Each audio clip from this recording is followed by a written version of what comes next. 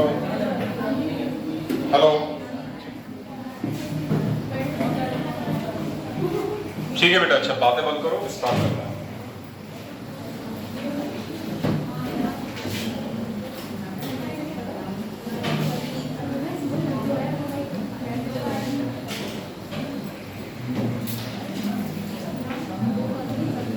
तो पिछली क्लास में हम लोग पढ़ रहे थे बायोडाइवर्सिटी के बारे में और लगभग बायोडाइवर्सिटी के बेसिक कॉन्सेप्ट के बारे में जो हमने पढ़ना था वो सब पढ़ लिया। जैसे कि बायोडाइवर्सिटी होती क्या है, ठीक है बेटा, लेवल्स ऑफ बायोडाइवर्सिटी पढ़ा था, बायोडाइवर्सिटी का मेजरमेंट पढ़ा था, ठीक है, बेनिफिट्स ऑफ बायोडाइवर्सिटी पढ़ा, इसके बाद जो बायोडाइवर्सिटी को होने वाले खतरे हैं वो पढ़ा था, फिर कंजर्वेशन पढ़ा था बायोडाइवर्सिटी का, ठीक है। और कंजर्वेशन के बाद एक एक्ट पढ़ रहे थे हम लोग जिसका नाम था जैव विविधता अधिनियम, ठीक है। जैव विविधता अधिनियम के बारे में हम लोग बात कर रहे थे और कुछ बेसिक चीजें देखी थी, जैसे उसमें कि सबसे पहले कौन से हाउस में लाया गया था जैव विविधता संबंधी जो विधेयक था, तो सबसे पहले लाया गया था लोकसभा में, ठीक। उसके बाद लाया गया था राज्यसभा में और देन राष्ट्रपति की स्वीकृति मिलने के बाद क्या बन गया, अधिनियम बन गया या कानून बन गया, और जिससे जाना गया जैव विविधता अधिनियम के बारे, अधिनियम के नाम से जाना गया, ठीक है। तो ये क्यों लाया गया, इसकी वजह क्या थी, भारत में जैव विविधता को संरक्षित करने के उद्देश्य से लाया गया। तो हम बात कर रहे थे biodiversity act,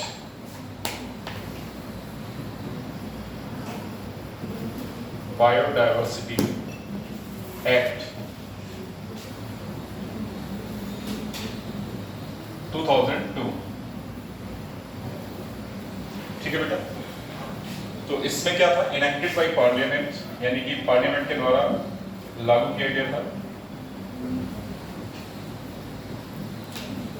enacted by parliament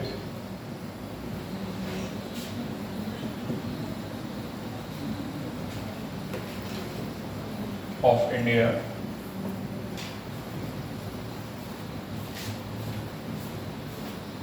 for the conservation of biodiversity in India. किस लिए लाया गया था, फॉर कंजर्वेशन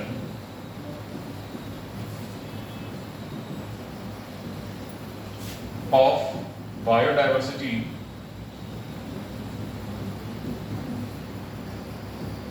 इन इंडिया, ठीक है बेटा। तो यहां तक आप लोगों ने देखा था कि पार्लियामेंट के द्वारा लाया गया, यह अधिनियमित किया गया, ठीक है। किस लिए लाया गया, जैव विविधता संरक्षण के लिए भारत में, ठीक है, इतना समझ में आया। इसके बाद ये क्या होता है, इसने क्या किया, एक मैकेनिज्म प्रोवाइड किया, ठीक है, जिसके तहत क्या होता है, जो पारंपरिक जो संसाधन है हमारे, उनसे मिलने वाले लाभों का क्या हो सके, उचित और समतामूलक हिस्सेदारी मिल सके, सभी को क्या मिल सके, जो पारंपरिक जो हमारा ज्ञान है या संसाधन है उसके द्वारा जो लाभ प्राप्त होंगे उसका समान वितरण हो सके और जो कि उचित रूप से भी हो सके, ठीक है। तो क्या करता है, एक युक्ति यानी कि मैकेनिज्म प्रोवाइड किया। तो क्या कर रहा है बेटा, provide mechanism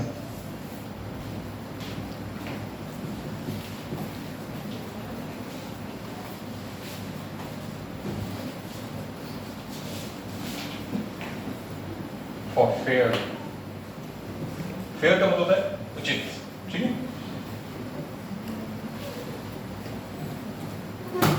and equitable, equitable, equitable का मतलब क्या होगा, समतामूलक, ठीक है, समान, मतलब एक तरीके से समतामूलक या समान।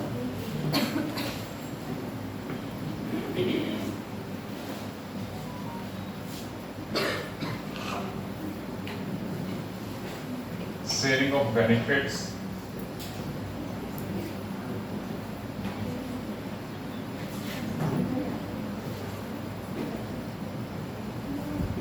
through traditional, अभी लिखवाएंगे घबराओ नहीं, traditional knowledge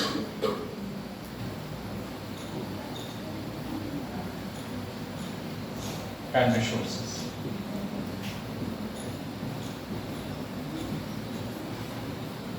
ठीक है बेटा।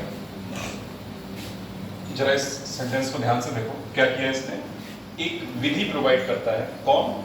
जो हमारा ये एक्ट है, क्या प्रोवाइड करेगा? एक विधि प्रोवाइड कर रहा है जो क्या करेगी, जो हमारी परंपरागत ज्ञान है और संसाधन है, ठीक है, उनका उचित, यानी उचित, ठीक है, उनका उचित और समतामूलक शेयरिंग, मतलब हिस्सेदारी, उचित और समतामूलक हिस्सेदारी हो सके। बात समझ आ रही है? क्या कर रहा है, एक मैकेनिज्म प्रोवाइड कर रहा है, किस लिए? ताकि जो हमारे ट्रेडिशनल यानी पारंपरिक जो ज्ञान है और संसाधन है उसकी क्या हो सके, उचित और समतामूलक हिस्सेदारी सुनिश्चित हो सके। ठीक है, इसको लिख लो फटाफट।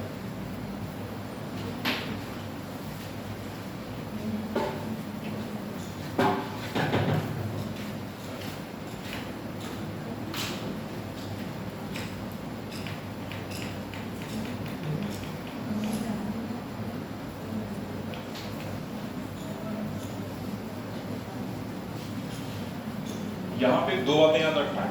क्या याद रखना है? Fair and equitable sharing of benefits. बस केवल इतना याद रखना है, fair and equitable sharing of benefits. ये इस सेंटेंस का पूरे का कीवर्ड है, ठीक है, ये इतना याद रखना। उचित और समतामूलक हिस्सेदारी होनी चाहिए, किसकी? पारंपरिक ज्ञान की और जो हमारे संसाधन हैं उनकी।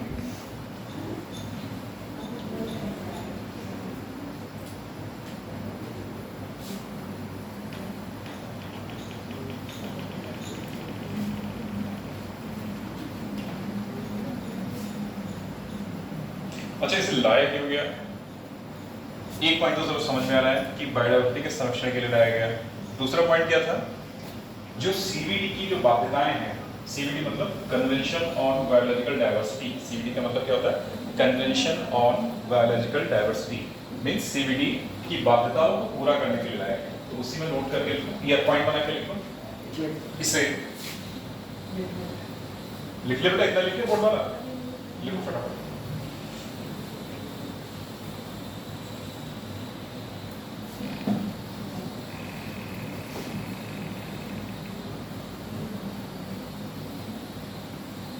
थोड़ा जल्दी लिखना, ठीक है, इसे कोशिश करेंगे जितना जल्दी हो पाएगा खत्म करके। अगला पॉइंट में लिखो इसे, हाँ इसे, यानी कि इसे क्या, बायोडाइवर्सिटी एक्ट 2002, यानी कि इसे सीबीडी, सीबीडी फुल फॉर्म क्या होती है? कन्वेंशन, लिख लो इसको, कन्वेंशन on biological diversity, और हिंदी में बोलते हैं जैव विविधता अभिसमय, जैव विविधता अभिसमय।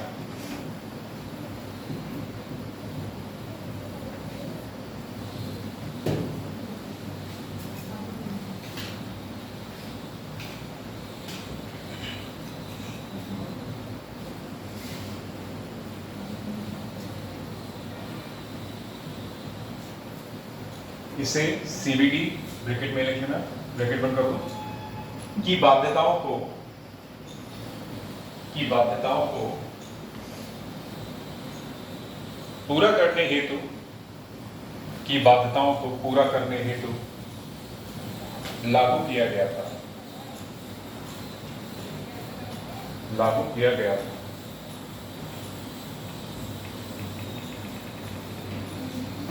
अगला पॉइंट, भारत में इसे लागू करने के लिए, भारत में इस अधिनियम को लागू करने के लिए, भारत में इस अधिनियम को लागू करने के लिए राष्ट्रीय जैव विविधता प्राधिकरण, राष्ट्रीय जैव विविधता प्राधिकरण, हाँ, राष्ट्रीय जैव विविधता प्राधिकरण का गठन किया गया, देखो बेटा, राष्ट्रीय जैव विविधता प्राधिकरण, इसको शॉर्ट में लिखते हैं एनवीए। क्या लिखते हैं? एनवीए, प्राधिकरण का गठन किया गया। तो एनवीए इसकी फुल फॉर्म क्या होगी बेटा? नेशनल बायोडाइवर्सिटी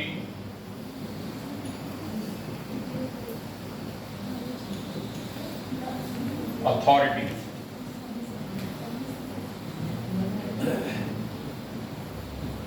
मतलब क्या हो जाएगा? राष्ट्रीय जैव विविधता प्राधिकरण। ठीक है। कब गठन हुआ इसका? गठन कब हुआ? यानी कि इस्टेब्लिशमेंट 10 अक्टूबर 2003 में। ठीक है बेटा, गठन कब हुआ इसका? 10 अक्टूबर 2003 में। इसका हेडक्वार्टर कहाँ है?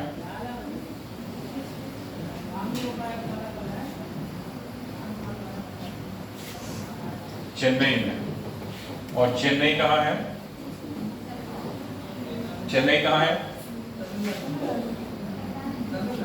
कितने लोग तमिलनाडु बोल रहे हैं और कितने लोग कर्नाटक बोल रहे हैं? तमिलनाडु में। ठीक है, कर्नाटक में नहीं है एकदम। ठीक है,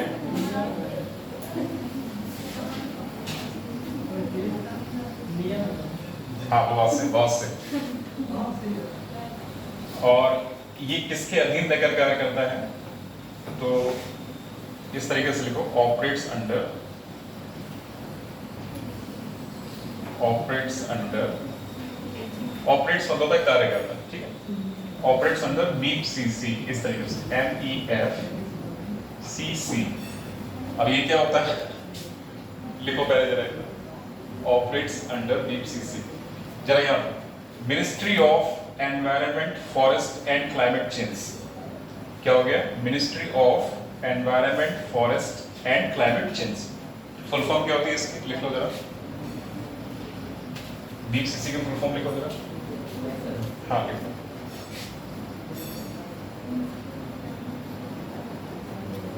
बोले, ministry of environment, forest and climate change.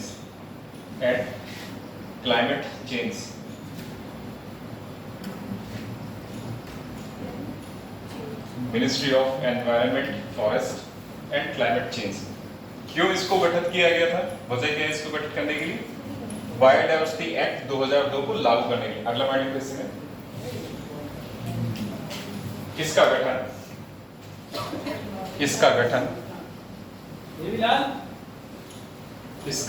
जैव विविधता अधिनियम। इसका गठन जैव विविधता अधिनियम 2002 को लागू करने के लिए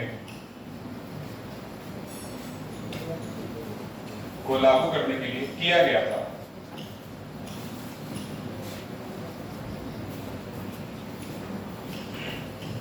कहां लागू होगा ये? भारत में या विदेश में? भारत में। ये भी याद रखना है, क्योंकि भारत का है तो भारत में लागू होगा। ठीक है बेटा, चलो। तो ये तो था, ये मतलब राष्ट्रीय स्तर पर था कि जैव विविधता का संरक्षण कैसे किया जाए। अब क्या होता है, जो संयुक्त राष्ट्र है उसके द्वारा जो प्रयास किए गए जैव विविधता को संरक्षित करने के, उसको देखेंगे। ठीक है, तो यहाँ पे अगला पॉइंट लिखो, या हेडिंग डाल दो, लिखो जरा हेडिंग डाल के, संयुक्त राष्ट्र द्वारा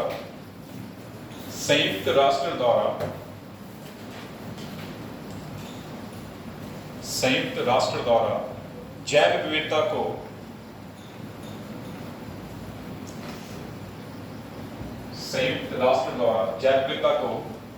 संरक्षित करने के लिए, संयुक्त राष्ट्र द्वारा जैव विविधता को संरक्षित करने के लिए किए गए प्रयास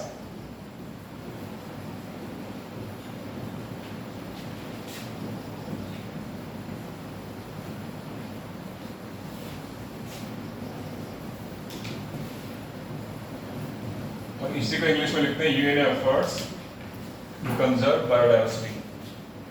UNO, United Nations organisations efforts to conserve biodiversity. एक ही बात है, चाहे हिंदी में लिखो चाहे इंग्लिश में। ठीक है बेटा,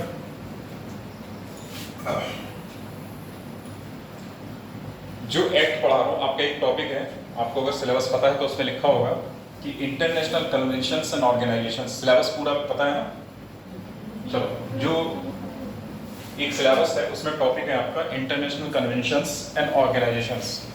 तो उसी का एक पार्ट है, यहाँ पे छोटा सा डिस्कस करेंगे, बल्कि ये साथ साथ चलेगा। कह सकते हैं कि दो टॉपिक अब साथ साथ चलेंगे। एक बायोडाइवर्सिटी ओवर होने वाला है, इसके साथ क्या स्टार्ट हो रहा है, इंटरनेशनल कन्वेंशंस एंड ऑर्गेनाइजेशन, मतलब अंतर्राष्ट्रीय जो संधियां हुई हैं या जो सम्मेलन हुए हैं वो, और साथ साथ में जो है हमारा अगला टॉपिक जो शुरू हो रहा है वो है प्रदूषण का। तो ये तीन टॉपिक अल्टरनेट चलेंगे, ठीक है, क्योंकि आपस में कोरिलेट करते हैं, कहीं ना कहीं तीनों को एक साथ पढ़ना भी जरूरी है, ठीक है। तो ये तीन टॉपिक चलेंगे एक साथ। तो ये है union efforts to conserve biodiversity. इसमें जो सबसे इंपॉर्टेंट पार्ट जरा लिखो इधर,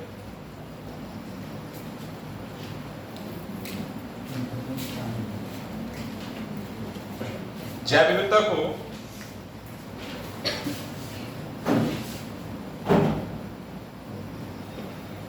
संरक्षित करने हेतु, जैव विविधता को संरक्षित करने हेतु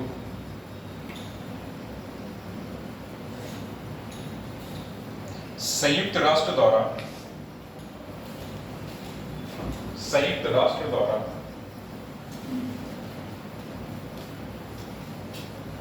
किया गया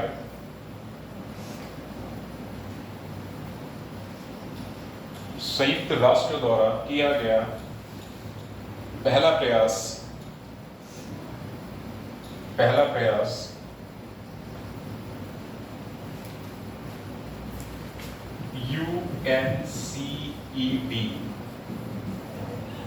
UNCED ब्रैकेट में United Nations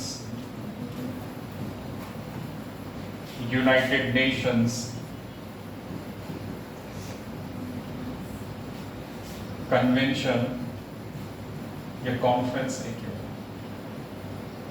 convention on environment and development,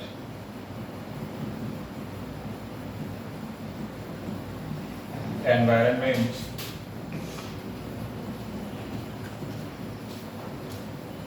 and development, ये कब लागू होता? 1992,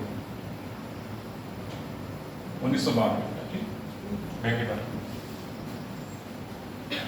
United Nations convention on environment and development 1992, ठीक है, ब्रैकेट बंद करो।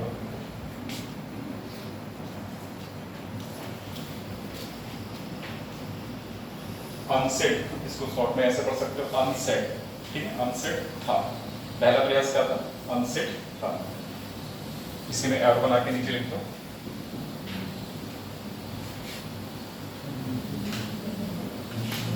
यह सम्मेलन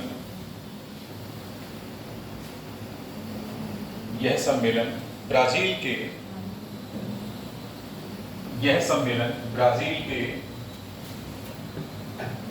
Rio de Janeiro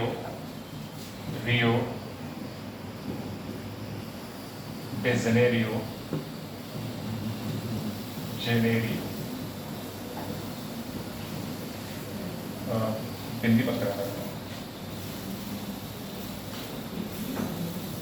Rio de Janeiro में 1992 में हुआ था। रियो डी जेनेरियो में 1992 में हुआ था, जिसे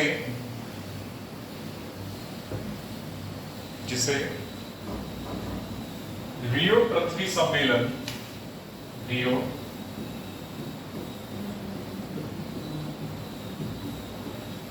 पृथ्वी सम्मेलन 1992 के नाम से भी जाना जाता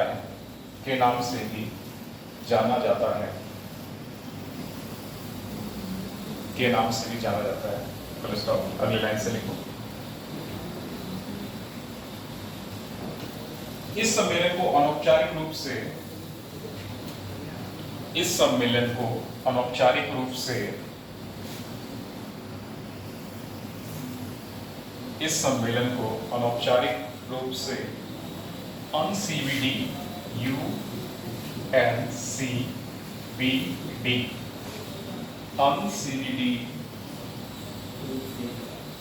अनौपचारिक रूप से UNCVD ब्रैकेट में लिखो यूनाइटेड नेशंस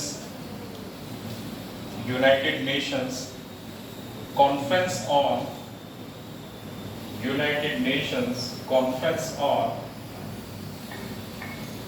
बायोलॉजिकल डाइवर्सिटी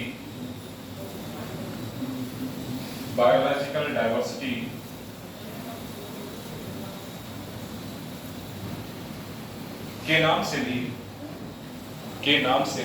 जाना जाता है,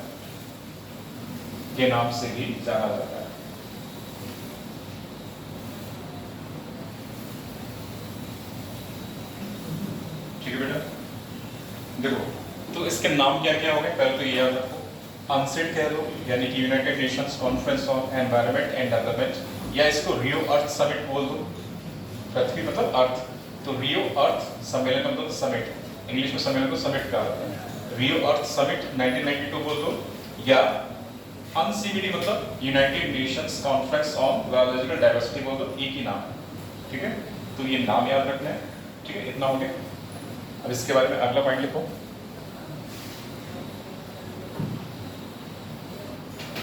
यह एक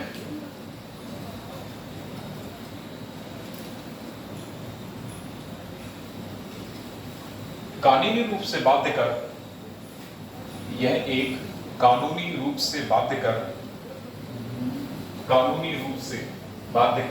मतलब लीगली बाइंडिंग, कानूनी रूप से बाध्यकर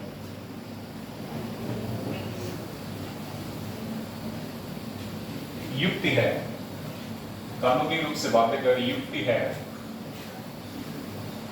ठीक है। यह एक कानूनी रूप से बाध्यकर युक्ति है जिसे 1993 में लागू किया गया, ठीक बेटा। अच्छा यहाँ पे एक चीज और लिखो जरा,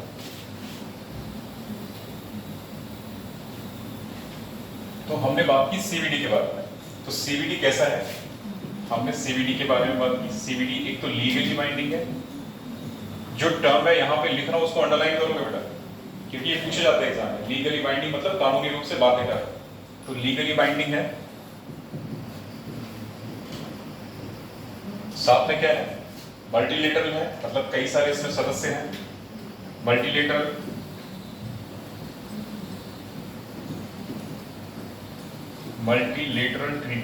ट्रीटी मतलब है संधि, यानी बहुराष्ट्रीय संधि है एक तरीके से, ठीक है बेटा। मल्टीलेटरल ट्रीटी का मतलब क्या हो गया, बहुराष्ट्रीय संधि एक तरीके से हो गई, ठीक है। और क्या है, लागू कब हुआ, मैंने बोला अभी 1993 में। इफेक्टिव ऑन, इसको ऐसे ही लिखो जैसे लिख रहा हूं ताकि पॉइंट में जल्दी आ जाएगा। इफेक्टिव ऑन 1993, प्रभावी कब से हो रहा है, इफेक्टिव ऑन का मतलब होता है प्रभावी होना।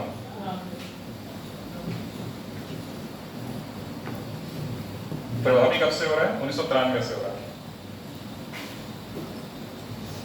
ठीक है। प्रभावी 1993 से हो रहा है, और कितने राष्ट्रों द्वारा स्वीकृति दी गई इसको अभी तक, तो रेटिफाइड बाय 196 कंट्रीज, मतलब 196 देशों द्वारा इसको स्वीकृति दी गई।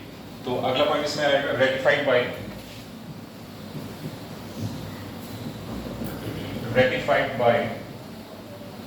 196 कंट्रीज या नेशंस या पार्टीज, कंट्रीज, नेशंस या पार्टीज, जो भी लिख सकते हो लिखो, ठीक है। रेटिफाइड बाय का मतलब क्या होता है, स्वीकृति देना, स्वीकृति प्रदान किया जाना, स्वीकृति प्रदान किया जाना। रेटिफाइड बाय का मतलब होता है बेटा स्वीकृति प्रदान किया जाना।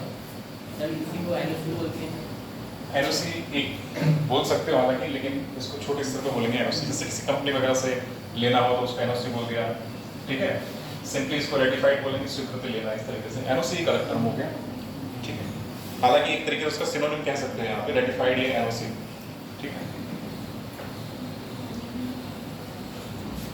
तो ratified by 196 countries oblique nations oblique parties, जो भी इच्छा है वो लिख सकते हो तीनों में से।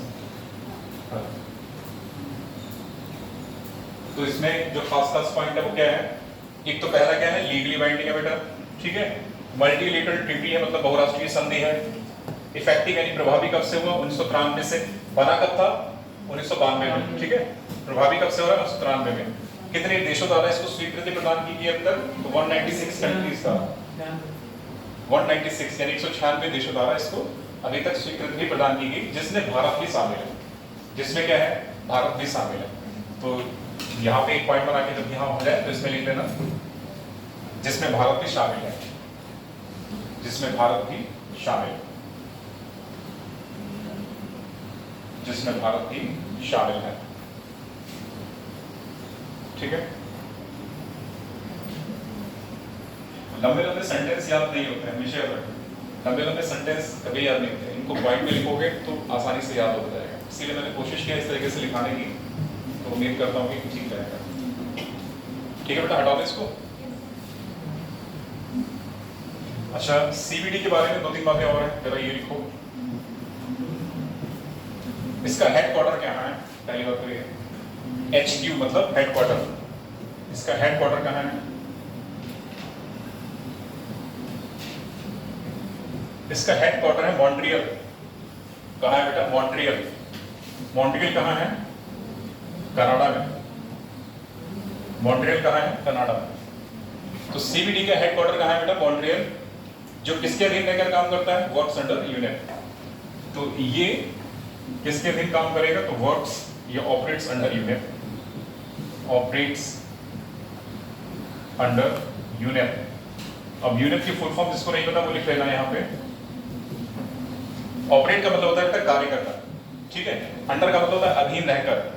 तो यूनियन के अधीन रहकर काम करता है कौन, जो इसका सचिवालय है, ठीक है। किसका सचिवालय, सीबीडी का सचिवालय कहाँ है, मॉन्ट्रियल में, जो कि यूनियन के अधीन रहकर कार्य करता है। यूनियन की फुल फॉर्म लिखो जिसको नहीं पता है, यूनाइटेड नेशंस एनवायरनमेंट प्रोग्राम। वहां पे इसकी यूनियन की फुल फॉर्म लिख लेना जिसको नहीं पता है, यूनाइटेड नेशंस एनवायरनमेंट प्रोग्राम।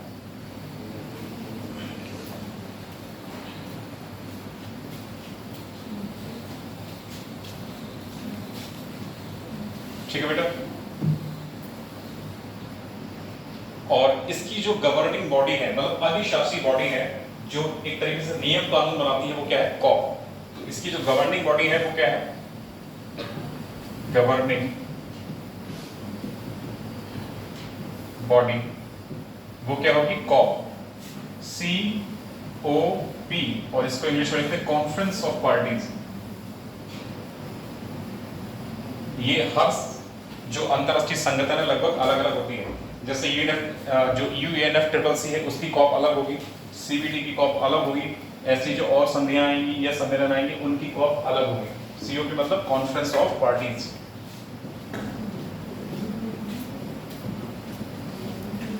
ठीक है। पार्टी से मतलब होगा यहाँ पे सदस्य देश, तो सदस्य देशों का सम्मेलन, ठीक है। तो यहाँ इसको किस तरीके से समझोगे, सदस्य देशों का सम्मेलन, तो इसी को बोलेंगे कॉन्फ्रेंस ऑफ पार्टीज, और शॉर्ट में लिखते हैं कॉप। अक्सर सुना होगा न्यूज़पेपर में कॉप, है ना, COP 21, COP 22, COP 99। हाँ बेटा, अधिशासी बॉडी, अधिशासी निकाय जो कि नियम बनाएगा एक तरीके से, ठीक है। जैसे अपने यहाँ क्या बनाएगा, संसद, संसद क्या बनाती है, नियम बनाती है, कानून बनाती है। वैसे ये क्या है, यहाँ नियम बनाने का काम कौन करेगा, ये कॉप, यानी कि गवर्निंग बॉडी। एक तरीके से कह सकते हो इसको, कानून बनाने की जो संस्था है, ये कानून बनाने वाला निकाय है, वो क्या है, कॉप, ठीक है।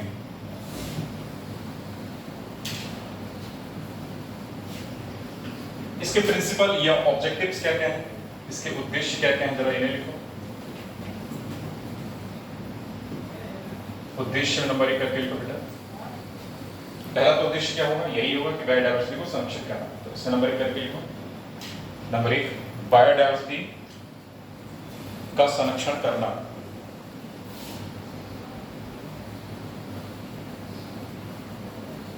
नंबर 1 बायोडायवर्सिटी का संरक्षण करना। नंबर 2 जैव विविधता और उसके घटकों का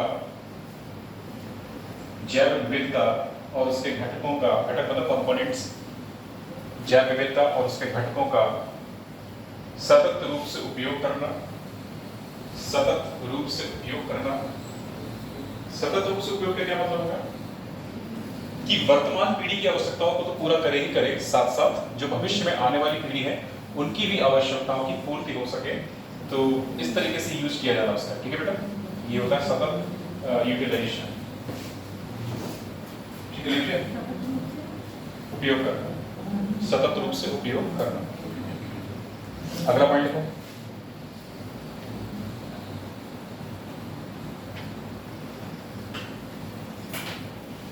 आनुवंशिक संसाधनों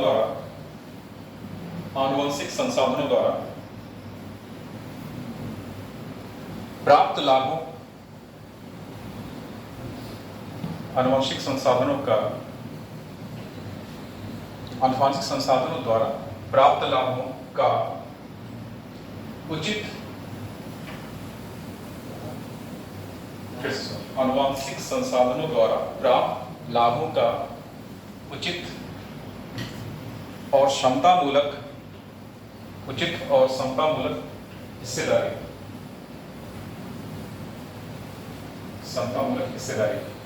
मतलब क्या हो जाए इसका? Fair and equitable sharing of benefits arising from genetic resources. ठीक है, चलो तो इतनी बात हो गई बेटा। अब इसमें एक चीज और है, जो इसका पहला कॉप सीबीडी का जो पहला कॉप हुआ है वो कहाँ हुआ है? कभी कभी पूछा सकता है। तो इसका सीबीडी कॉप 1 कहाँ हो रहा है? तो इसमें अगले पॉइंट में लिख दो, नोट करके लिख दो यहाँ पे बल्कि चाहो तो। जो सीबीडी कॉप 1 है ये कहाँ हो रहा है? सीबीडी कॉप 1 ये नसाओ हो रहा है, नसाओ में, नसाओ ये बहामस की राजधानी है, बहामस। ठीक है, बहामस की राजधानी नसाउ। तो सीबीडी कॉप 1 नसाउ में हो रहा है, जो कि पहला है इसलिए जरूरी है, क्योंकि पहली अगर किसी भी चीज की मीटिंग होती है इसलिए जरूरी होती है। और दूसरा क्यों जरूरी है? अगर कोई मीटिंग भारत में हो रही है तब जरूरी होती है। तो इसकी जो मीटिंग भारत में हुई है वो कौन सी है? CBD COP 11। ये कहाँ हुई है? हैदराबाद। हैदराबाद मतलब भारत में, हैदराबाद में। इसलिए जरूरी है। कभी कभी पूछा जाए कि सीबीडी कॉप 1 कहाँ हुआ है? तो नसाउ में हुआ है। और सीबीडी कॉप 11 कहाँ हुआ है? तो हैदराबाद में हुआ है। सीबीडी मतलब कन्वेंशन ऑन बायोलॉजिकल डाइवर्सिटी और कॉन्फ्रेंस ऑफ पार्टी 1।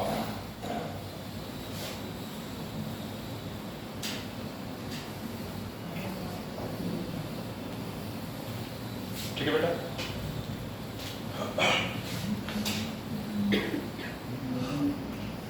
अगला पॉइंट लिखो इसमें। सीबीडी के तहत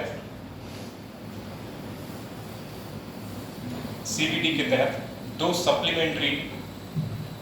सप्लीमेंट्री समझौते हुए हैं। सीबीडी के तहत दो सप्लीमेंट्री समझौते हुए हैं। डैश सीबीडी के तहत दो सप्लीमेंट्री समझौते हुए हैं।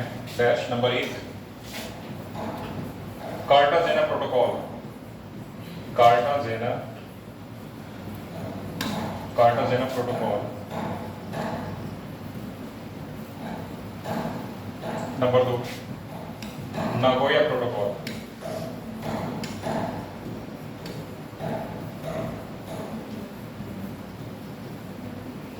कार्टाजेना एक शहर है कोलंबिया में।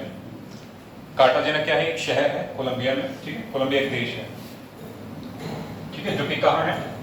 साउथ अमेरिका में। और नागोया एक शहर है जापान का। ठीक है बेटा, ये याद रखना। कार्टाजेना किसका नाम है? एक शहर का नाम है जो कि कहाँ है? कोलंबिया में। और नागोया एक शहर का नाम है जो कि कहाँ है? जापान में। ठीक है, तो उन्हीं शहरों के नाम पे इन संधियों या जो प्रोटोकॉल है उनका नाम पड़ गया कार्टाजेना प्रोटोकॉल, ऐसे ही नागोया प्रोटोकॉल। ठीक है, तो इन दोनों के नाम लिखो और नंबर 1 हेडिंग डालो कार्टाजेना प्रोटोकॉल। कार्टाजेना प्रोटोकॉल क्या है ये, मतलब जरा इसको देखो कार्टाजेना प्रोटोकॉल को।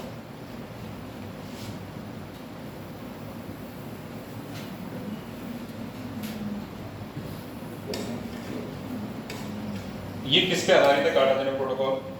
तो Cartagena protocol on biosafety, biosafety मतलब जैव सुरक्षा पर आधारित है। किस पे आधारित है बेटा? जैव सुरक्षा पर।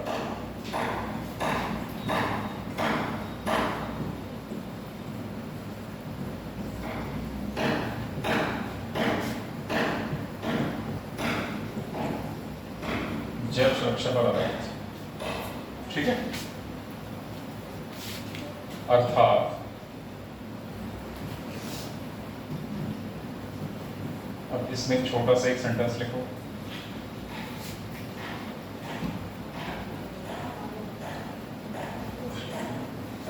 पहले लिखो उसके बाद समझाओ। गवर्निंग, कभी कभी ये ना देखिए ये वाला पूछ लिया जाता है, ठीक है।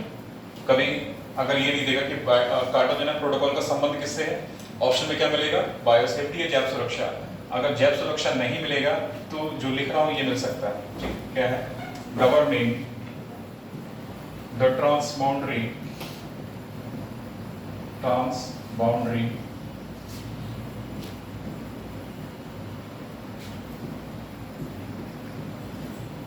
मूवमेंट ऑफ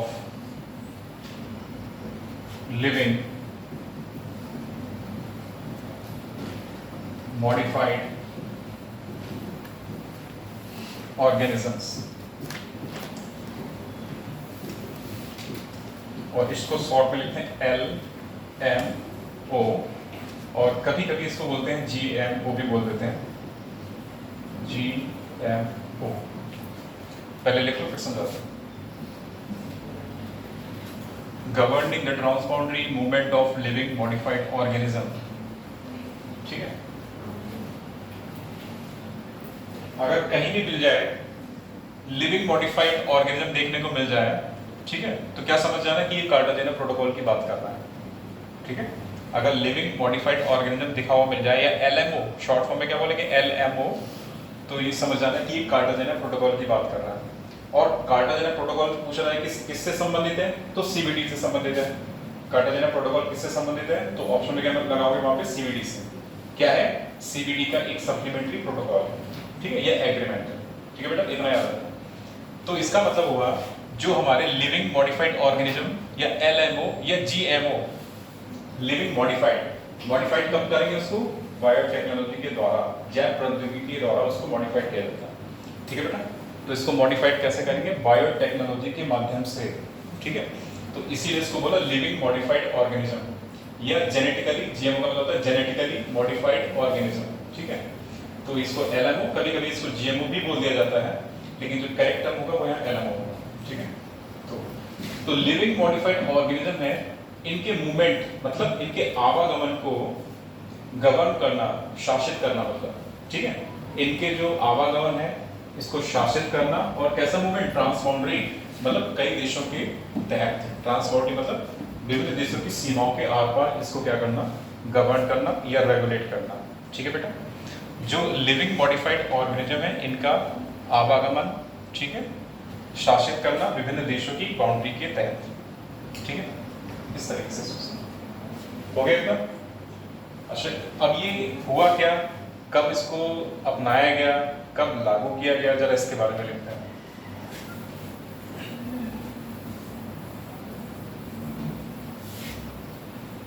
देखो बेटा, ये अडॉप्ट कब किया गया यहाँ पे, मतलब कि इसको अडॉप्ट करना, अडॉप्ट मतलब होता है एक तरीके से गोद लेना, हिंदी में लिखते हैं अडॉप्ट, अडॉप्टेड ऑन। तीन बातें हैं, adopted on, during and effective on.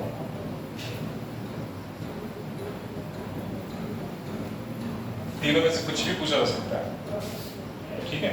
Adopted on मतलब इसको कब अपनाया गया, अडॉप्टेड ऑन का मतलब क्या होगा? कब अपनाया गया, तो मतलब यहां पे लिखो अपनाया जाना, अपनाया जाना।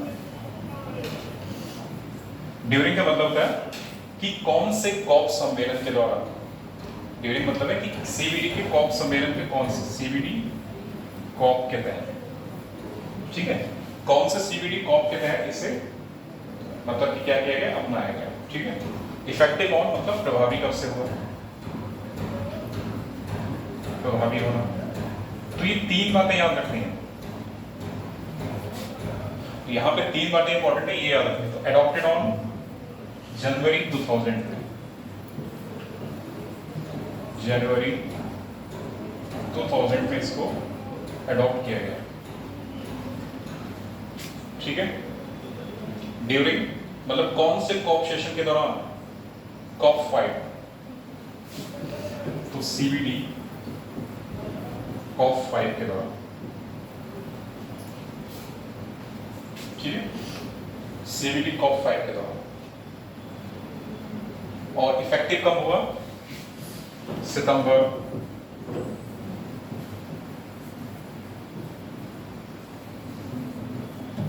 2003 में, ठीक है। भारत ने इसको रेटिफाइड कब बना, रेटिफाइड कब किया इसको भारत ने, तो यहां लिखो, पहले इतना लिख लो, अच्छा पहले इतना लिख लो, लिख दिया बेटा सबका, इसी में नोट करके लिख लो। भारत ने 23 जनवरी, भारत ने 23 जनवरी 2003 को इसे रेटिफाई किया, इसे रेटिफाई किया। भारत ने 23 जनवरी 2003 को इसे रेटिफाई किया, इसे किसे, कार्टाजेना प्रोटोकॉल, ठीक है, इसे रेटिफाई किया। तो कभी कभी ये भी पूछा जाता है कि भारत ने कार्टाजेना प्रोटोकॉल को कब स्वीकृति दी, ठीक है, तो 23 जनवरी 2003। 23 जनवरी क्या होता है, सुभाष चंद्र बोस की जयंती, ठीक है। चलो इतना हो गया। अब इसके बारे में जो इसका एक चीज और याद रखना है, मॉप, एक टर्म आता है एमओपी। एमओपी क्या होता है जरा उसको समझेंगे पहले, फिर इसके जो इसका सम्मेलन है उसकी बात करेंगे। मिटाओ बेटा उसको, ठीक है। एक शब्द है एमओपी,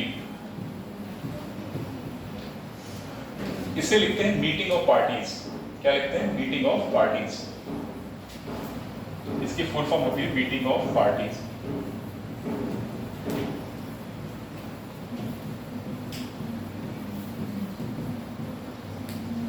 ठीक है, मीटिंग ऑफ पार्टीज, एमओपी। तो कार्टाजेना प्रोटोकॉल के तहत जो पहला मॉप है वो कहाँ हुआ इसकी बात करेंगे, और भारत में जो मॉप हुआ है उसकी बात करेंगे, ठीक है। तो मीटिंग ऑफ पार्टीज, तो इसको किस तरीके से लिखेंगे, COP MOP, CBD COP MOP,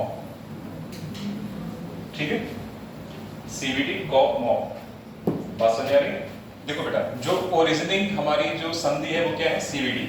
CBD की गवर्निंग बॉडी क्या है, कॉप, ठीक है। सीबीडी की गवर्निंग बॉडी क्या है, कॉप। अब इसमें भी जो कार्टाजेना प्रोटोकॉल से संबंधित जो पहली मीटिंग होगी, ठीक है, तो उसे क्या नाम दे देंगे, मॉप, मीटिंग ऑफ पार्टीज, यानी कि conference of parties serving as meeting of parties to CBD. इसको इस तरीके से लिखोगे यहाँ पे, कॉन्फ्रेंस ऑफ पार्टीज ब्रैकेट में COP serving as meeting of parties,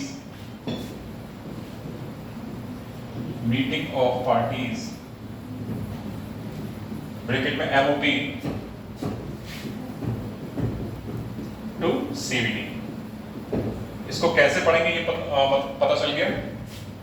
CBD corp mop को कैसे पढ़ेंगे, conference of parties serving as मतलब एक तरीके से कार्य करते हुए, कैसे, एमओपी की तरह। तो सीओपी कैसे कार्य कर रही है यहाँ पे, एमओपी की तरह, ठीक है। और किसके लिए, सीबीडी के लिए, ठीक है बेटा। कॉप किसकी तरह काम करेगी, एमओपी की तरह, और किसके लिए काम करेगी, सीबीडी के लिए। इसको इस तरीके से, इसको लिख लो सेंटेंस में।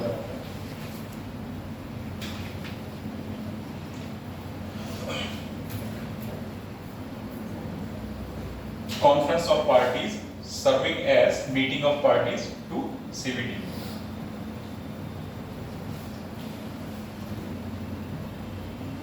हो गया बेटा इतना?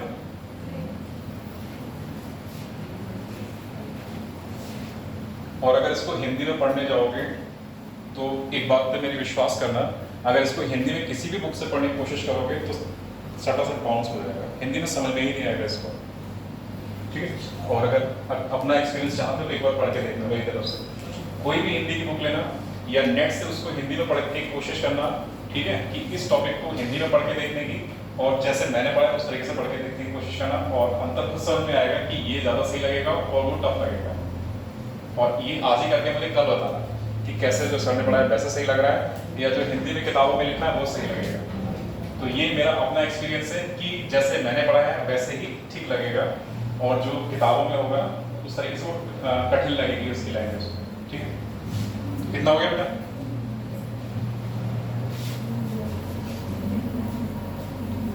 देखो तो मॉक 1 जो कहाँ हो रही है, ये MOP 1 to Cartagena protocol, to Cartagena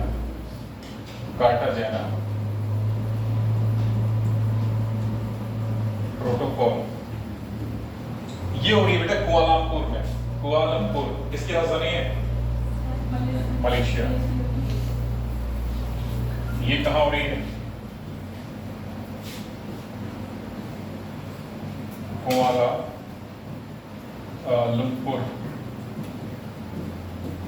Kuala Lumpur, ये है मलेशिया,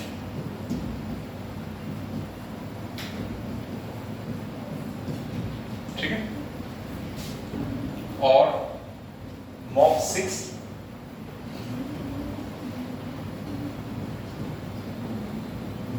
6 टू कार्टाजेना प्रोटोकॉल,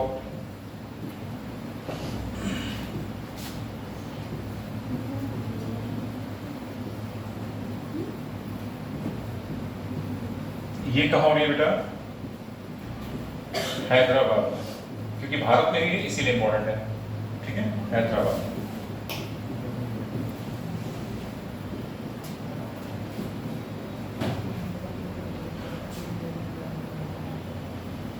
ठीक है, तो कार्टाजेना प्रोटोकॉल में इतनी बातें याद रखनी है, और नंबर 2 हेडिंग डाल देना, Nagoya protocol. Nagoya protocol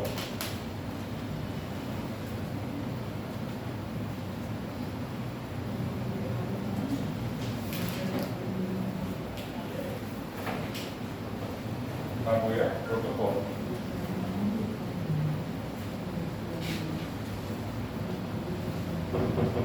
syllabus के 2 टॉपिक साथ चलेंगे अब, इंटरनेशनल ऑर्गेनाइजेशंस वाला सीबीडी लगभग ये खत्म हो रहा है, और इसके साथ जो पॉल्यूशन वाला शुरू होगा वो, तो ये लगभग 2 टॉपिक हमेशा अल्टरनेट साथ चलेंगे।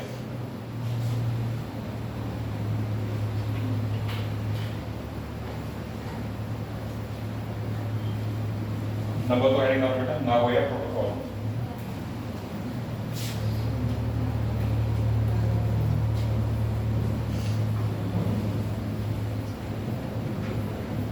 Nagoya protocol. नागोया कहाँ है बेटा? जापान में, जापान का एक शहर है नागोया, ठीक है। तो इसका उद्देश्य क्या है, पहले तो ये लिखेंगे Nagoya protocol,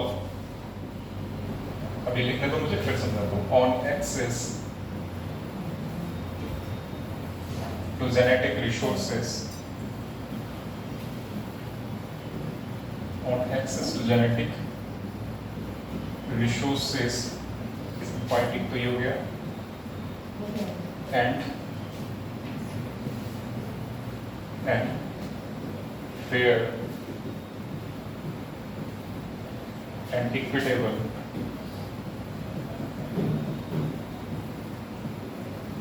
sharing of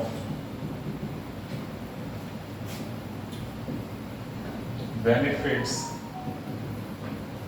arising from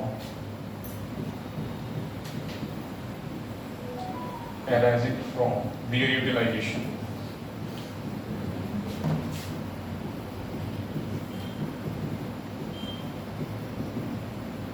ये इसका मकसद होगा। सीधे सीधे पूछा जाएगा कि नागोया प्रोटोकॉल संबंधित किससे है, तो क्या लिखोगे, on access to genetic resources. सिर्फ इतनी लाइन याद रखनी है। नागोया प्रोटोकॉल किससे संबंधित है, आनुवंशिक संसाधनों की पहुंच, जिसको अगर हिंदी में लिख लेना है वहां पे लिख लेना आनुवंशिक संसाधनों की पहुंच। हिंदी में क्या लिखोगे इसको, आनुवंशिक संसाधनों की पहुंच।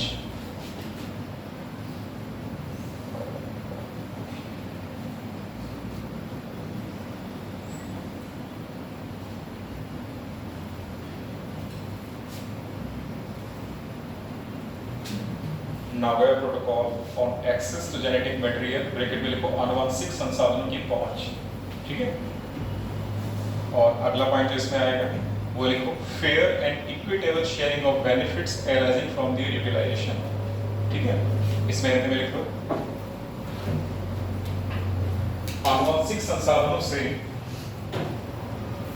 मिलने वाले लाभों, आनुवंशिक संसाधनों से मिलने वाले लाभों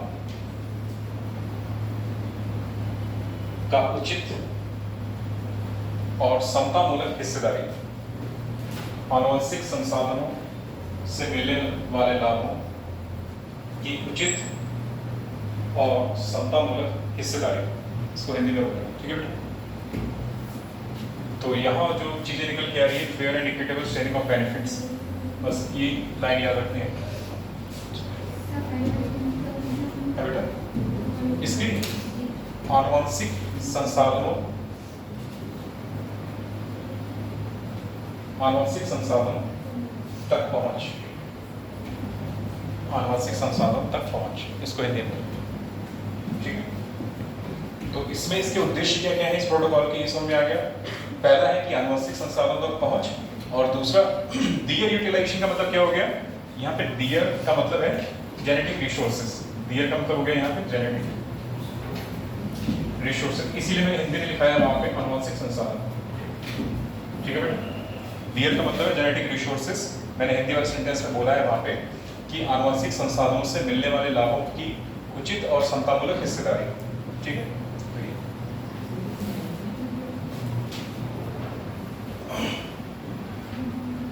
हो गया इतना, हो गया बेटा सबका।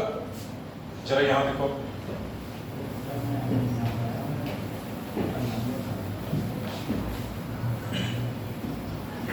सेम वैसे इसको याद करना है, adopted on, during and effective on. तो एडॉप्टेड ऑन, इसमें पहला पॉइंट लिख लो, adopted on during which COP, तो ड्यूरिंग विच कॉप मतलब किस कॉप सम्मेलन के दौरान इसको अडॉप्ट किया गया वो लिखना है। और इफेक्टिव ऑन मतलब प्रभावी कब से हो रही है, इफेक्टिव ऑन। तो अक्टूबर 2010 में इसको अडॉप्ट किया गया, अक्टूबर 2010। कॉप 10 के दौरान, ठीक है, कॉप 10 के दौरान इसको लागू किया, अपनाया गया। कॉप 10 के दौरान नागोया प्रोटोकॉल को अपनाया गया, और ये प्रभावी कब हो रही है बेटा, अक्टूबर 2014।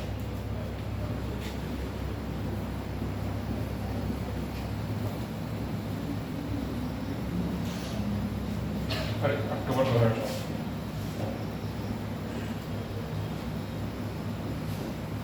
अक्टूबर 2014, ठीक है बेटा। यहां पे नोट करके लिखो,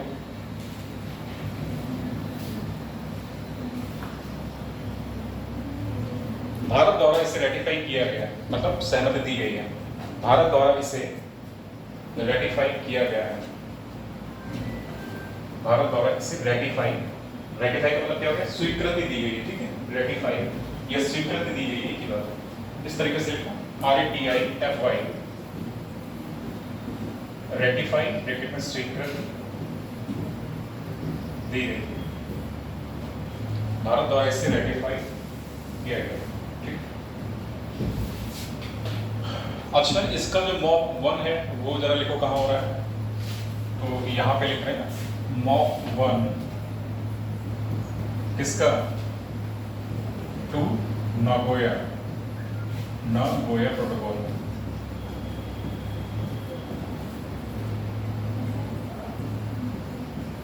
ये कहाँ हो रहा है बेटा, ये हो रहा है प्योंगचैंग, PYEONG, प्योंगचैंग। ये कहाँ है, कोरिया गणराज्य में, कोरिया गणराज्य, रिपब्लिक ऑफ कोरिया, कोरिया गणराज्य प्योंगचैंग, ठीक है। हाँ बेटा, हाँ बिल्कुल शहर है, ऐसे ही नाम है, प्योंगचैंग, कोरिया गणराज्य में हुआ है, ठीक है। चलो, तो ये कुछ बेसिक इंफॉर्मेशन नागोया प्रोटोकॉल के बारे में हो गई, ठीक है। CBD कॉप 10 के तहत एक और जो इम्पोर्टेंट जो कह सकते हो कि टारगेट है या प्रोटोकॉल है, ये उसका नाम IG टारगेट ऑन बायोडायवर्सिटी। तो IG जो जैव विविधता लक्ष्य है उनके बारे में देखेंगे जरा क्या होता है।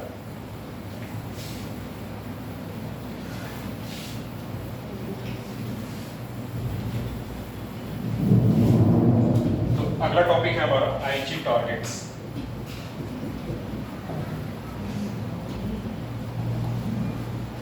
IG टारगेट्स,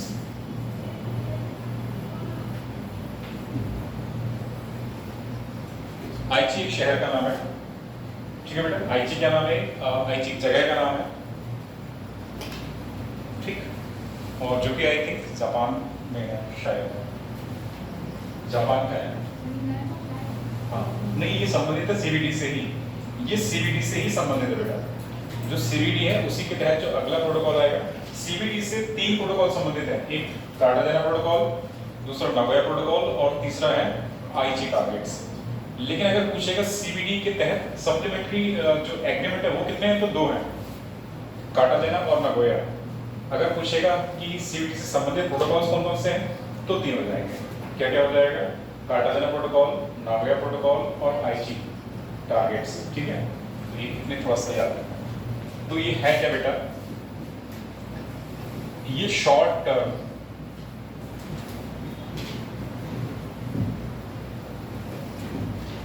टारगेट्स है, शॉर्ट टर्म टारगेट्स। टारगेट्स का मतलब होता है लक्ष्य,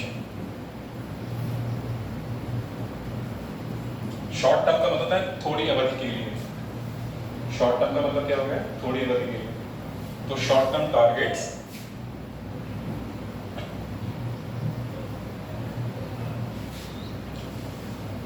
और अगला इसमें strategic plan, strategic plan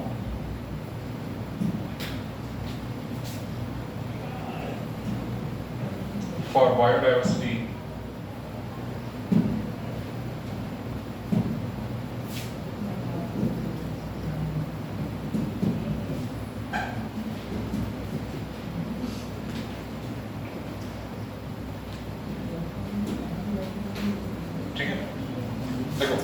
short term plan है या शॉर्ट टर्म टारगेट्स है।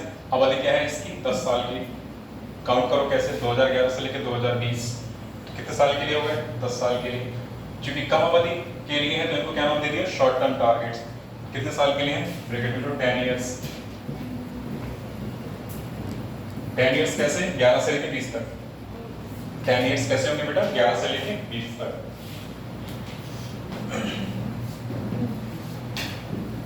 ये डिवाइडेड किए गए हैं कितने में, डिवाइडेड, एक मिनट, डिवाइडेड से पहले एक सेंटेंस हुआ।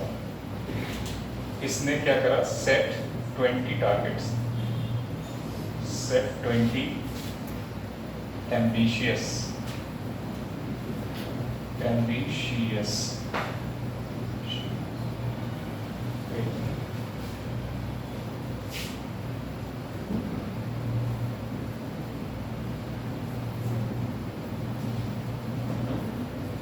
और इनको जो 20 टारगेट्स हैं इनको डिवाइड किया गया फर्स्ट 5 सेक्शंस में, डिवाइडेड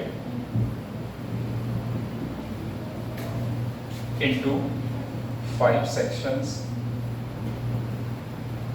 दैट इज जो कि फ्रॉम ए टू ई तक, section A, section B, section C, section D और सेक्शन ई। ई अगर बात करें तो इंग्लिश अल्फाबेट में कौन सा नंबर पर आएगा? 5 नंबर का, ठीक है। और इन्हीं को क्या नाम दिया गया? known as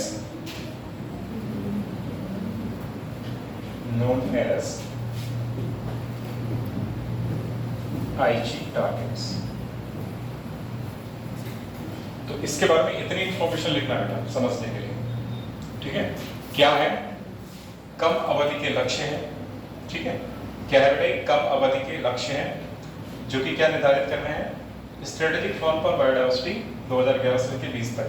स्ट्रेटेजिक प्लान, सामरिक प्लान, किसके? बायोडायवर्सिटी के लिए। सामरिक, स्ट्रेटेजिक का मतलब क्या था? सामरिक। तो यहां इसको लिख लो, सामरिक, ठीक है। तो सामरिक प्लान किसके हैं? बायोडायवर्सिटी के। कितनी अवधि के लिए? 2011 से लेकर 20 तक के लिए, ठीक है। और इसने कितने जो टारगेट है निर्धारित किए गए? सेट का मतलब होता है निर्धारित करना, सेट का मतलब होता है यहाँ पे निर्धारित करना।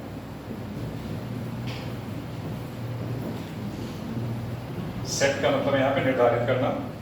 20 एमबीबीएस एमबीबीएस नहीं, 20 एमबीएस, एमबीएस का मतलब होता है महत्वाकांक्षी। एमबीएस का मतलब क्या होगा बेटा? महत्वाकांक्षी, महत्वाकांक्षी, ठीक है। इसमें 20 महत्वाकांक्षी लक्ष्य निर्धारित किए। हिंदी में क्या हो जाएगा?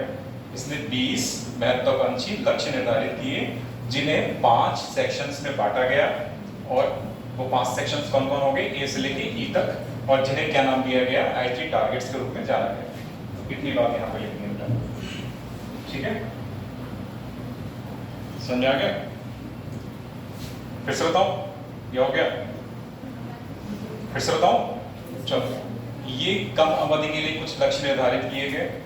किस लिए? जैव विविधता के स्ट्रेटेजिक प्लान यानी सामरिक रणनीति के लिए 2011 से लेकर 20 तक। और कुल अवधि कितनी होगी? 10 साल तक, ठीक है। और इसने 20 जो महत्वाकांक्षी टारगेट है, लक्ष्य है, उनको निर्धारित किया जिन्हें 5 सेक्शन में बांटा गया और जिन्हें क्या नाम दिया गया? IG targets. पर इतना सा, ठीक है।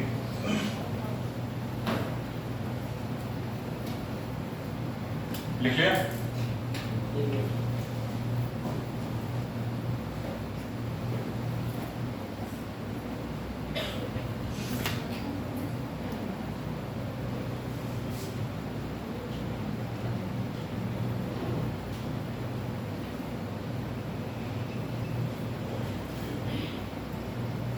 हो गया बेटा सबका? चलो, अब इसके बारे में 2 बातें और हैं। कब अडॉप्ट किया गया, जरा ये देखते हैं हम लोग।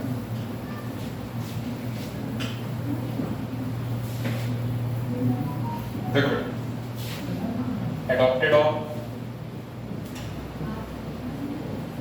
ऑन और ड्यूरिंग, मतलब कब अपनाया गया और during which COP, during which COP मतलब कौन से कॉप के दौरान कब अपनाया गया और कौन से कॉप के दौरान अपनाया गया। तो ये बातें लिखनी है। अडॉप्टेड ऑन अक्टूबर 2010, सेम वही ईयर है जो कि किसका था? नागोया प्रोटोकॉल का, ठीक है बेटा। सेम वही ईयर है नागोया प्रोटोकॉल का। यानी कि इसका मतलब क्या निकला कि नागोया प्रोटोकॉल और IG टारगेट्स को साथ में अपनाया गया, ठीक है। तो अक्टूबर 2010 और कॉप 10 के दौरान, ठीक है। अक्टूबर 2010 में अपनाया गया, कॉप 10 के दौरान अपनाया गया। और ये सम्मेलन कहाँ हुआ? एट नागोया, नागोया में हो रहा है। कॉप 10 कहाँ हो रहा है? नागोया में हो रहा है। तो नागोया प्रोटोकॉल और IG टारगेट्स को साथ में अपनाया जा रहा है, ठीक है। कौन सी कॉप के दौरान अपनाया जा रहा है? तो कॉप 10 के दौरान अपनाया जा रहा है, ठीक है। किससे संबंधित है? CVD से संबंधित है। क्या है IG targets? Short term strategic plan. क्या है IG targets? Short term strategic plan for biodiversity 2011 से लेकर 20 तक है, ठीक है। कितने टारगेट है इसमें? 20 टारगेट है। नंबर याद रहेगा। कितने सेक्शन में डिवाइड किया गया? 5 सेक्शन में डिवाइड किया गया। इतनी सी बात इसमें याद रखनी है, ठीक है बेटा। चलो। आईसी टारगेट के तहत एक चीज और है कि एक रिपोर्ट रिलीज की है सीबीडी ने या सीबीडी के द्वारा, चलो लिख लो पहले इसको, चलते जाता है अगला पॉइंट लिखो इसमें।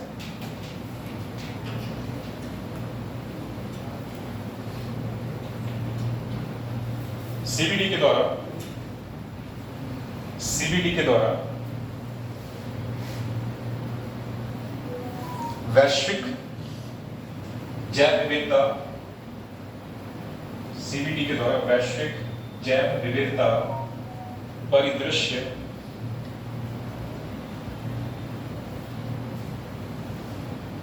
नामक पांचवी रिपोर्ट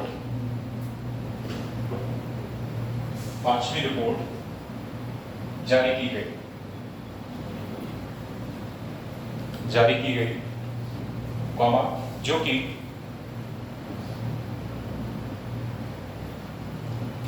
आईजी लक्ष्यों पर, जो कि आईजी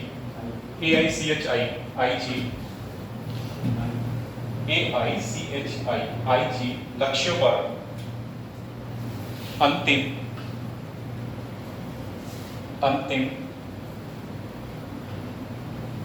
परीक्षा परिणाम है, अंतिम परीक्षा परिणाम है। अगला पॉइंट लिखो। भारत द्वारा आईजी के अनुरूप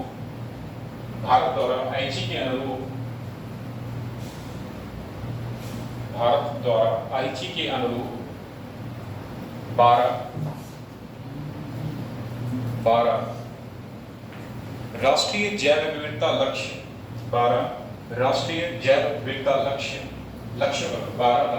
विविधता लक्ष्यों को निर्धारित किया गया,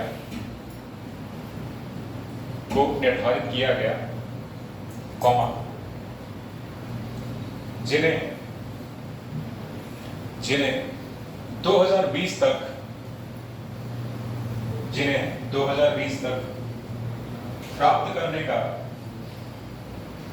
2020 तक प्राप्त करने का लक्ष्य रखा गया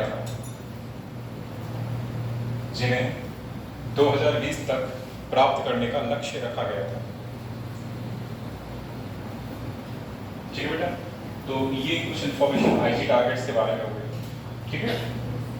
तो यहाँ पे हमने देखा कि जैव विविधता संरक्षण का राष्ट्रीय उपाय और संयुक्त राष्ट्र द्वारा किए जाने वाले उपाय, ठीक है।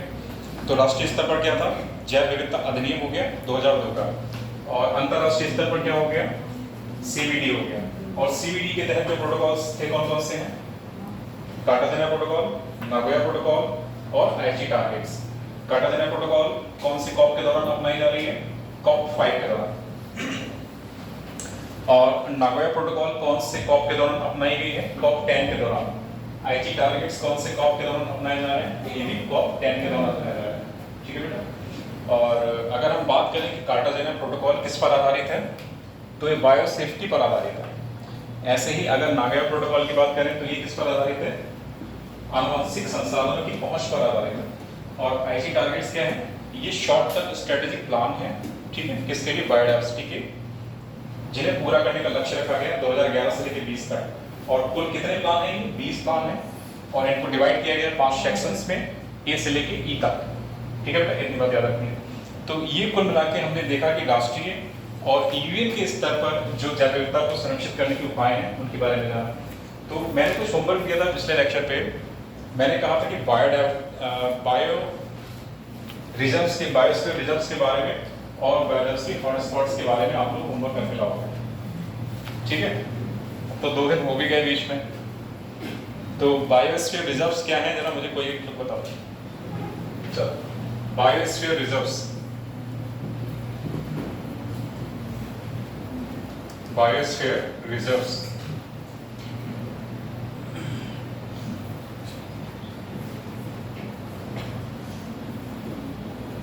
यानी कि जैव मंडल आरक्षित क्षेत्र, इसको हिंदी में लिखते हैं बेटा, जैव मंडल आरक्षित क्षेत्र। एक तरीके से अगला टॉपिक बोलो या जो भी है वो क्या है, जरा मुझे बताओ। बायोस्फीयर क्या है? कोई भी बता सकता है? ये होमवर्क था ना आप लोग का, मैं उम्मीद करता हूँ कि पूरा किया होगा। कितने लोगों ने इसके बारे में पढ़ा था, मन से पढ़ा? बताओ जरा क्या होता है बेटा?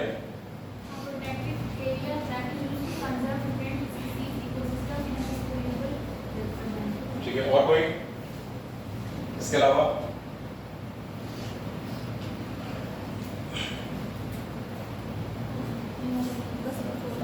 कितना होगा?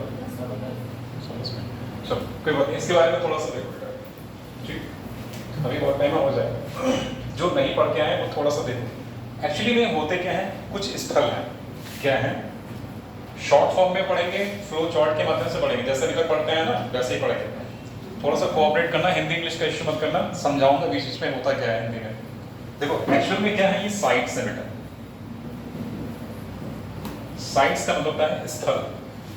क्या है मतलब? साइट्स कहो या स्थल कहो या क्षेत्र कहो, एक ही बात है।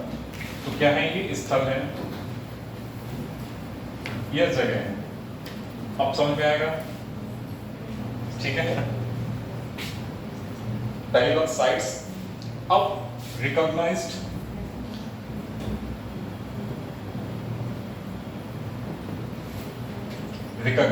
under UNESCO's MAP program.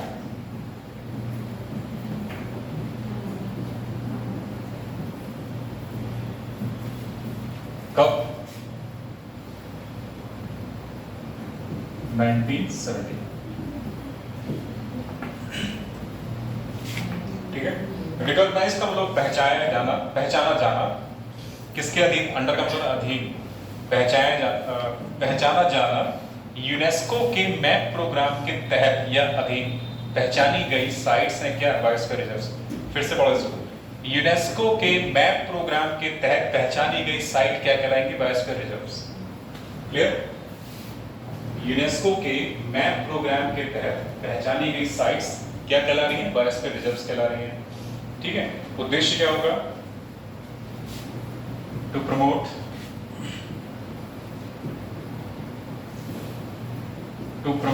Sustainable development,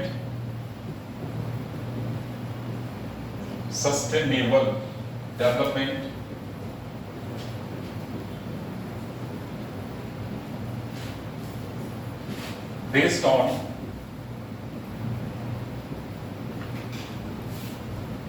local community efforts,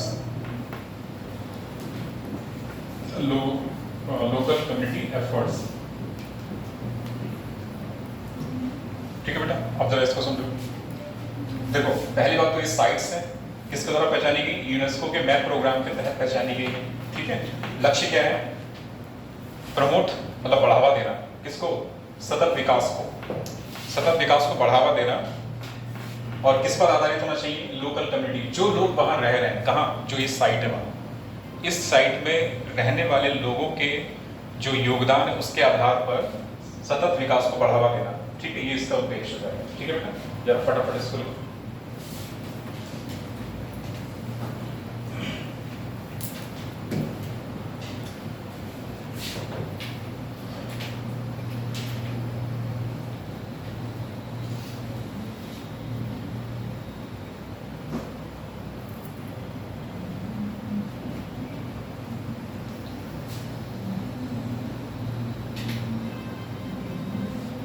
लिखो या हिंदी में लिखोगे? जल्दी बताओ मुझे, जैसे लिखना है हाँ या ना में जवाब देखो। हिंदी में लिखोगे तो मैं लिखाऊं या इसको देख के लिखना है वो लिखाऊं? जैसे लिखना है वैसे बताओ।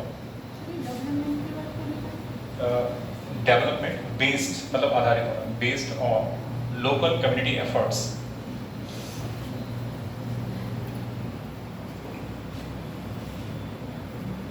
Based on local community efforts.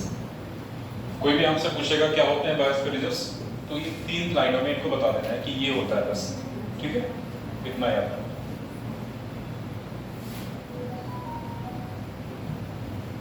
Clear बेटा? इस लास्ट लाइन का मतलब एक बार दोबारा सुन लो। आई होप कि मुझे लगता है कि नहीं समझ में आया होगा, तो इसको एक बार दोबारा सुनो, समझो पहले इसको क्या होता है, फिर हम लोग आगे बढ़ते हैं। देखो, लोकल कम्युनिटी एफर्ट्स, ठीक है, इसका मतलब क्या होगा? सपोज हमने इस स्कूल को, ये पर्टिकुलर इस क्लास को क्या करा, हमने बायोस्फीयर रिजर्व घोषित कर दिया। तो इस क्लास के अंदर कौन है? हम लोग कौन है? मतलब लोकल पर्सन जो इस समुदाय में रह रहे हैं, ठीक है। तो हम क्या हो जाएंगे? Local community. तो हम इस जो पर्टिकुलर क्लास है यहाँ पे रह रहे हैं, तो हमारे ही प्रयासों के आधार पर हम किसको प्रमोट करेंगे? सतत विकास को प्रमोट करेंगे। इसका मतलब क्या हो गया? यही है, ठीक है। हमारे खुद के प्रयास, यानी कि जो लोकल कम्युनिटी कहाँ रह रही है, ऐसी जगहों पे रह रही है जिससे हमने क्या करा है? जैव मंडल आरक्षित क्षेत्र करा है, ठीक है। तो वहां पर क्या करना है? हमें सस्टेनेबल डेवलपमेंट यानी सतत विकास को बढ़ावा देना है। क्लियर बेटा? अब समझ में आया? ये इसका मतलब हो गया लोकल कम्युनिटी एफर्ट्स के द्वारा। ये इंपॉर्टेंट है, कभी कभी पूछा जाता है कि यहाँ पे लोकल कम्युनिटी एफर्ट्स इन्वॉल्व होता है या नहीं? ऑफ कोर्स होता है, क्योंकि उन्हीं के द्वारा क्या करेंगे हम? वहाँ पे सस्टेनेबल डेवलपमेंट को प्रमोट करेंगे। तो ये लाइन यहाँ पे इंपॉर्टेंट है, based on local community efforts.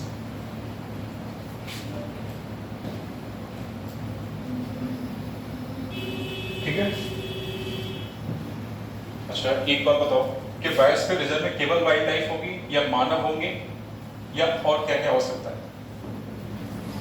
Wild life में केवल बायोस्फीयर रिजर्व में केवल वाइल्ड लाइफ होगी या मानव होंगे, या इसके अलावा और भी कुछ होगा?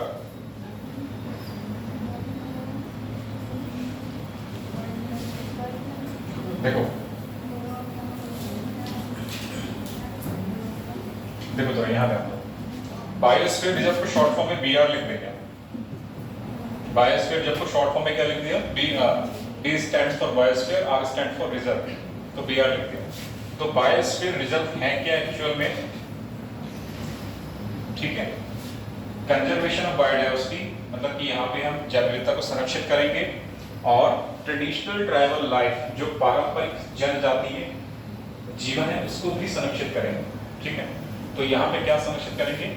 जैव विविधता को संरक्षित करेंगे, पहली बात। दूसरी बात क्या होगी?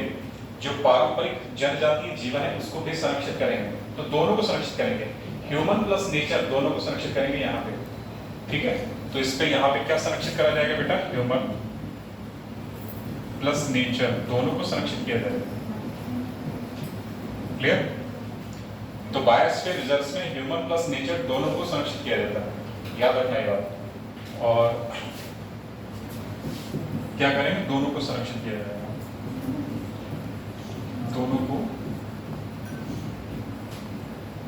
संरक्षित किया जाता है।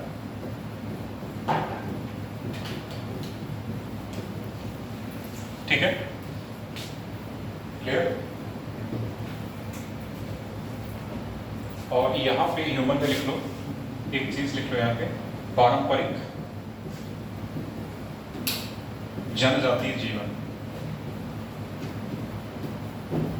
जनजातीय जीवन।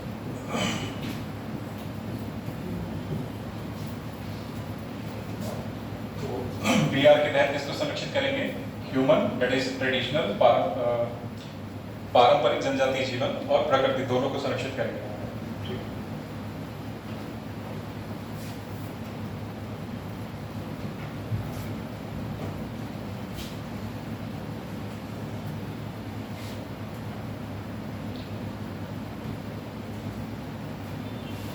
पहला जैव मंडल आरक्षित क्षेत्र कौन से सन में बना था? कोई ये बताओ, पहला जैव मंडल आरक्षित क्षेत्र कौन से सन में बना? नोट करके लिखो, पहला जैव मंडल आरक्षित क्षेत्र, पहला जैव मंडल आरक्षित क्षेत्र 1979 में घोषित हुआ था। पहला जैव मंडल आरक्षित क्षेत्र 1979 में घोषित हुआ था।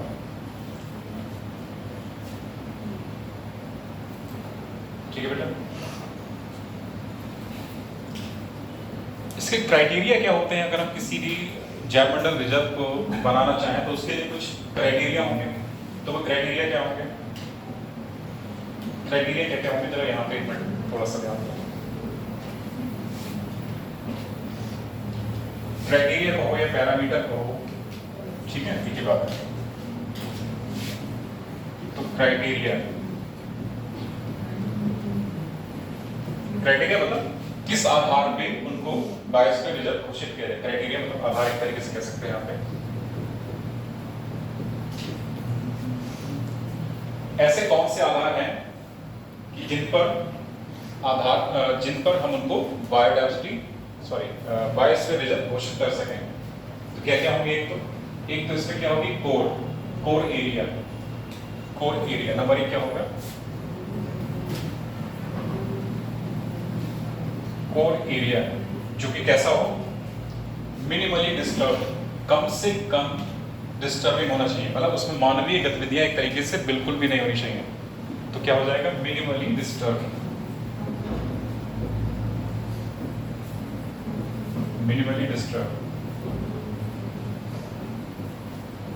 मिनिमली का मतलब होता है सबसे कम, यानी ना के बराबर उसमें मानवीय गतिविधियां होनी चाहिए। ठीक है। दूसरा क्या होगा?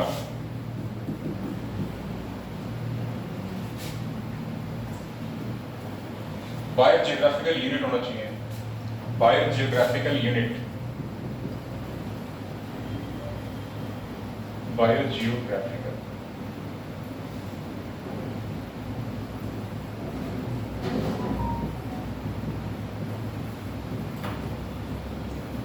इसका मतलब क्या होगा? यहाँ पे सभी के सभी पोषक स्तर होने चाहिए, मतलब इकोसिस्टम के सभी पोषक स्तर होने चाहिए। इसको ऐसा से, तो यहाँ पे क्या होगा?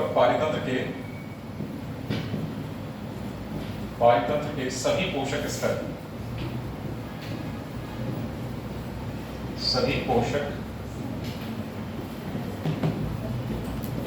होने चाहिए।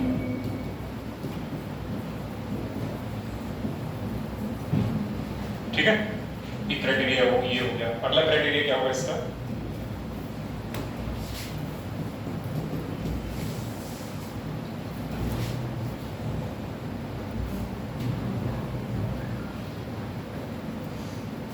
स्थानीय लोगों का शामिल होना। अगला क्राइटेरिया क्या होगा? स्थानीय लोगों का शामिल होना। नंबर 3 में लिखो, स्थानीय लोगों का शामिल होना। इसलिए जैव विविधता के संरक्षण के लिए स्थानीय लोगों का शामिल होना, जैव विविधता के संरक्षण के लिए स्थानीय लोगों का शामिल होना जैव विविधता के संरक्षण के लिए।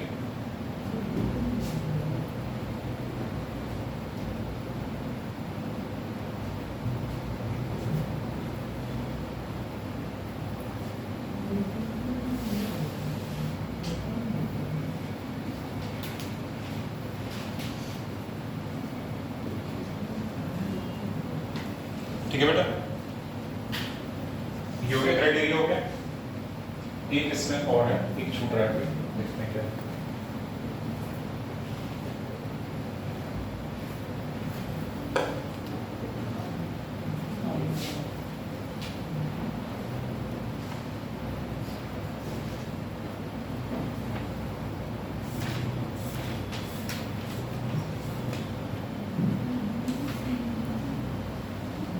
हाँ, एक चीज इसमें ये भी है कि जो इसमें लिखो बेटा, अगला पॉइंट यहाँ पे चौथा,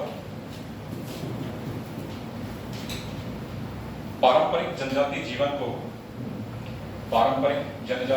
को संरक्षित किया जाना चाहिए। पारंपरिक जनजातीय जीवन को संरक्षित किया जाना चाहिए। पारंपरिक जनजातीय जीवन को संरक्षित किया जाना चाहिए। ठीक है, तो ये इसकी क्राइटेरिया है कि इन आधारों पे हमें इसको संरक्षित करना। उद्देश्य क्या होंगे? बायोस्फीयर रिजर्व से उनके उद्देश्य क्या होंगे? पहले तो वही कंजर्वेशन होना चाहिए, ठीक है, यानी कि संरक्षण होना चाहिए जैव विविधता का। दूसरा क्या है? साइंटिफिक रिसर्च भी होनी चाहिए उसमें, ठीक है, साइंटिफिक रिसर्च को बढ़ावा देना चाहिए। ठीक है, तो पहला क्या लिखोगे उद्देश्य में? Conservation, scientific research and preservation of traditional life. तो ये 3 चीजें इसमें आ जाएंगी। तो उद्देश्य क्या क्या हो जाएंगे इसके? जैव विविधता का संरक्षण, लिख लो बेटा, बोल के लिखा। नंबर 1 में लिखो, जैव विविधता का संरक्षण। जैव विविधता का संरक्षण। नंबर 2, वैज्ञानिक अनुसंधानों को बढ़ावा देना। वैज्ञानिक अनुसंधानों को बढ़ावा देना। नंबर 3, नंबर 3 सतत विकास को बढ़ावा देना। नंबर 3 सतत विकास को बढ़ावा देना। सतत विकास को बढ़ावा देना।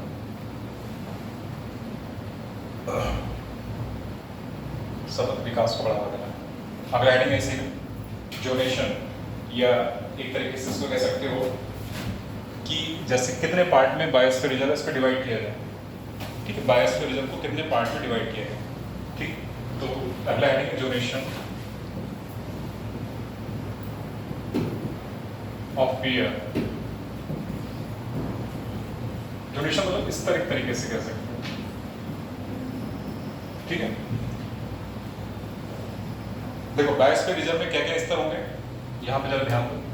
अगर हम कोई भी बायोस्फीयर रिजर्व बनाए तो एक ये स्तर बना दिया, ठीक है, एक ये स्तर बना दिया और एक ये स्तर बना दिया। ठीक, सबसे भीतर का एरिया क्या कहलाएगा, कोर। सबसे भीतर का एरिया क्या कहलाएगा, कोर। कोर के बाहर का एरिया क्या कहलाएगा, बफर रीजन।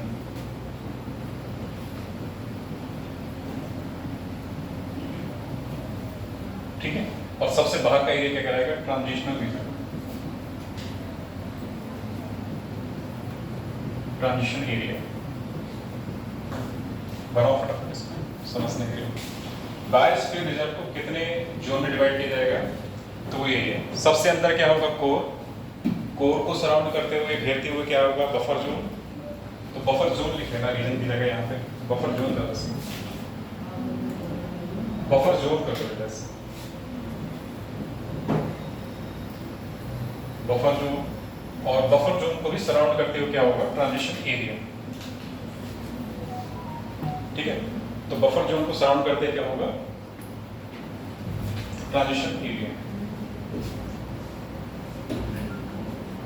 ठीक है, कोर के बारे में नंबर 1 हेडिंग डाल के लिखो। कोर के बारे में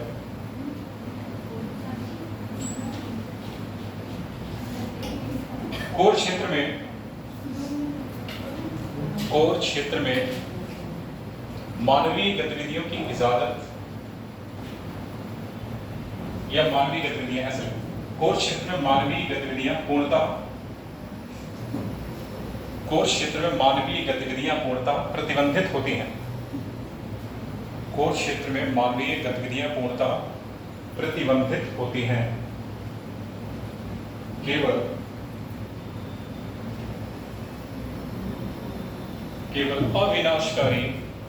अविनाशकारी अनुसंधान को छोड़कर, केवल अविनाशकारी अनुसंधान को छोड़कर, केवल अविनाशकारी अनुसंधान को छोड़कर। बफर क्षेत्र को बफर, अगला बफर जोन।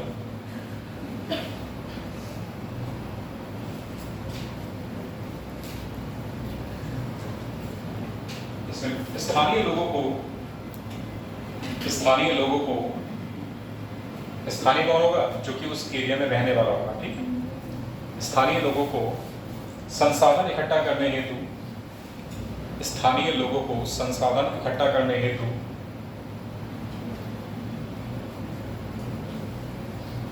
स्थानीय लोगों को संसाधन इकट्ठा करने हेतु कुछ सीमा तक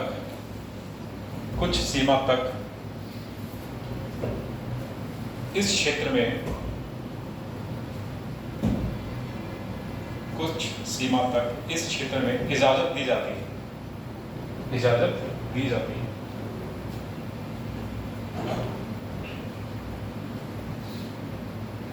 नंबर 3 ट्रांजिशन जोन या ट्रांजिशन एरिया।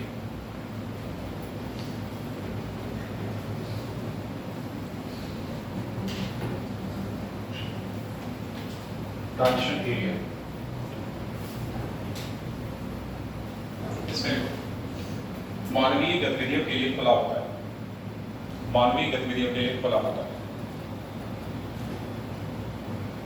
मानवीय गतिविधियों के लिए खुला होता है, बस। ठीक है बेटा,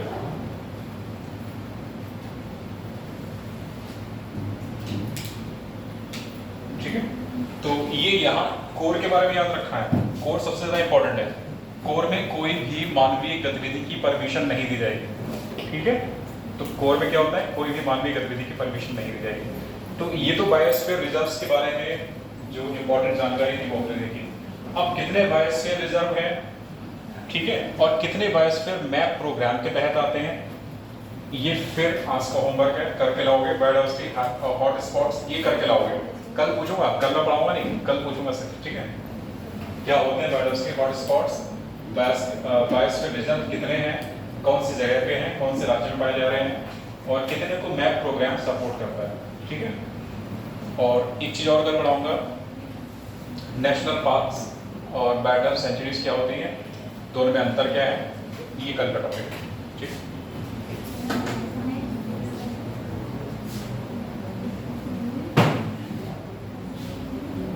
चलो